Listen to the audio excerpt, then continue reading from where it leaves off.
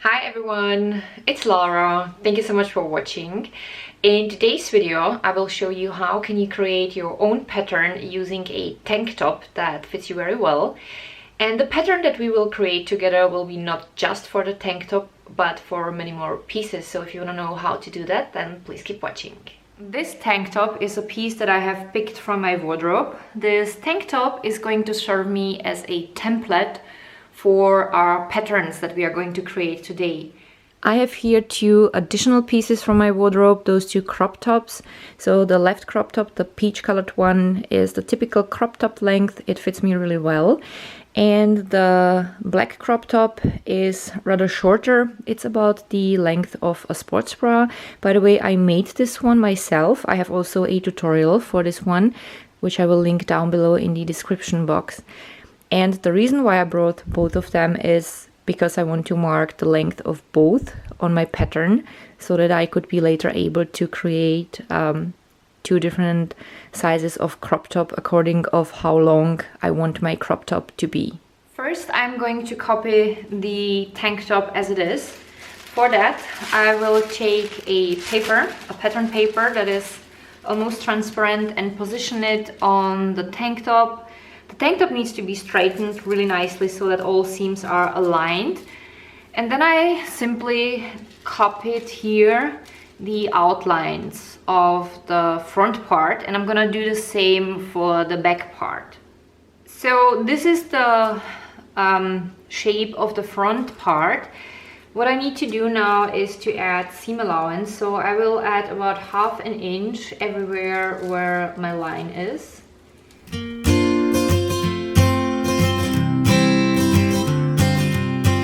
And I will not draw the line on both sides, because what I'm gonna do is I will fold this in middle and cut it out so that I will make sure that both sides are symmetric.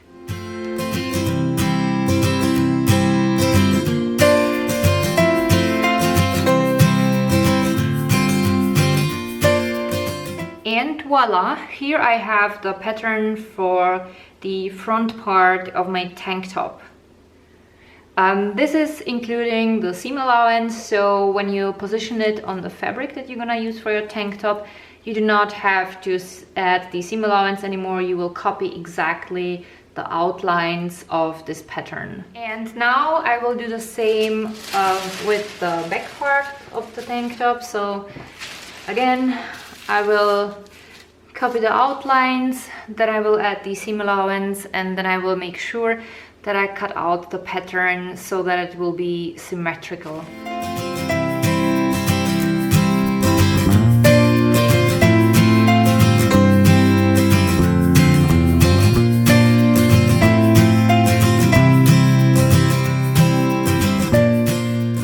So here I have the pattern for my tank top. This is the front part and this is the back part.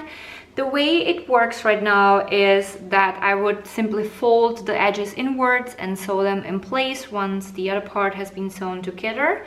So this is a very easy pattern.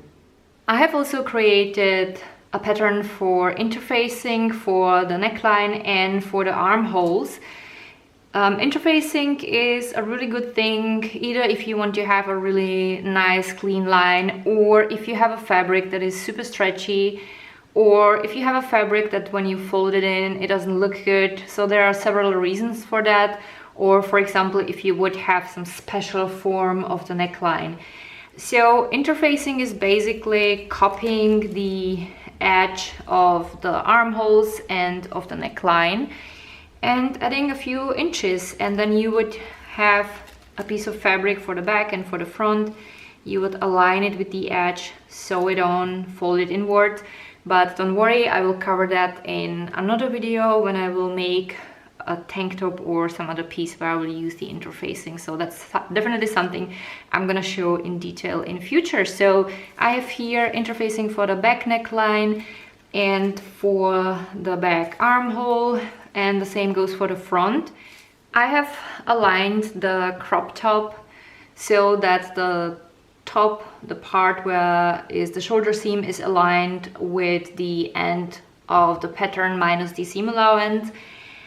And I figured that I want to make the crop top at least an inch longer, so that's why I'm going to make the mark a little bit below the end line of the crop top. And I've done also the same for the back part.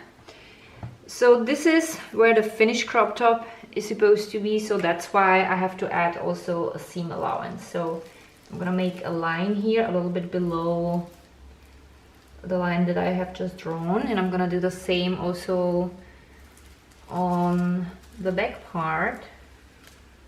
And I have written here crop top end, and I'm just gonna put an arrow there where the crop top is supposed to end. Cropped top end, including seam allowance. And then I know when I follow this line I don't have to add any seam allowance. So that way this is a 2-in-1 pattern. I have a pattern for a tank top and for a crop top. Now I have a pattern where there is a mark for the crop top plus the seam allowance. I made another mark for a little bit longer crop top, and then I also made a third mark which marks my waist. In order to be able to find out where my waist was on the pattern, I had to put the tank top on, and I put a pin where my waist was, and then I simply aligned the edge of the armhole with the edge of the armhole on the pattern minus the seam allowance, and then I marked here where my waist was. Then I folded the pattern vertically in order to be able to mark my waist also on the other side so that the pattern would be symmetrical. And then with the help of my guide, I simply made a line for my waist. This is minus the seam allowance. I have also noted it here so that I know later. And I've done the same on the back part. Knowing where exactly the waist is very useful if you're about to make a dress with a wider skirt where you would put together two patterns, the top part till the waist of the tank top plus a skirt part where you would sew them together. I also cut out 2 additional pieces for my tank top pattern. So I measured when I put the tank top on how much longer the tank top would have to be in order to become a dress, a short dress, and I found out it would be about 9 or 10 inches. So this is a piece 10 inches long for the front part and for the back part. The reason why I didn't make just a simple triangle is the fact that the tank top is not completely straight. I like having a very light curve where the middle in the front is the shortest, and it's the opposite in the back where it is slightly curved and the middle is the longest. The reason for that is that our butts are mostly a bit rounded, and if the length would be the same in the front and in the back, the dress would lift and you would end up with a dress that is shorter in the back. So that's why I copied the bottom line of the front and the bottom line of the back part. Then I took my measuring tape and I added everywhere, like every, let's say like 3 inches, I made a mark for 10 inches, and then I connected the dots, and then I came up with the additional pattern piece for a dress for the back and for the front. I also found out if I wanted to make a long dress that I would need a piece that would be 30 inches long. I do not want to cut it out of the pattern paper. I will simply measure it whenever I would do that, so I'm just gonna note it here. So for a longer dress, add 30 inches in total. I also created 2 additional pieces that will allow me to make a really nice variation of the tank top. So I folded the front part and the back part a little bit in, and then I started copying the pattern from the waist only. And I basically drew a line here and added seam allowance. I made it also a little bit narrower on the top. It is exactly 1 inch less wide on each side. So that would be the front part of a spaghetti top, and I've done the same on the back part. And then I simply measured how much I have folded in here and on the back, and that helped me to create the pattern for the straps. I added 1 inch at each side for the seam allowance. It's always easier to make the pattern shorter and smaller instead of cutting out the piece of fabric and finding out later that it's too small. So that would be also another variation. I figured it's enough if I make it only towards the waist, because if I wanted to use that, I would simply fold the pattern inward like this. Then I would align the waist from the spaghetti top part with the tank top part, and I could easily copy the pattern like that. And that's pretty much it. Now let's count together how many different pieces for our wardrobe could we create with this basic pattern and the additional pattern pieces that we just created. So I'm not gonna count the tank top with the interfacing as an extra piece. This is just an option. So I'm gonna put the interfacing away. So let's start with the tank top itself. So basic tank top, number 1. We could add on the bottom a few inches, and we would have a nice short sassy tank top dress. That would be number 2. I have also measured how much fabric I would have to add on the bottom in order to create a maxi dress. So tank top maxi dress would be the number 3. So we have already 3 possibilities that we can create with the basic tank top dress. Now we can also make a cropped top, which would be number 4. Now I can fold this inwards, the upper part of each of the pieces, and then I could align my spaghetti top parts with the basic pattern. And let's count here. We were at number 4. Now a simple spaghetti top would be number 5. Short spaghetti dress would be number 6. With a little bit more fabric, we would have spaghetti maxi dress. That would be number 7. And of course, we must not forget spaghetti crop top. I have also marked the line for the crop top on these pieces. So spaghetti crop top would be already number 8.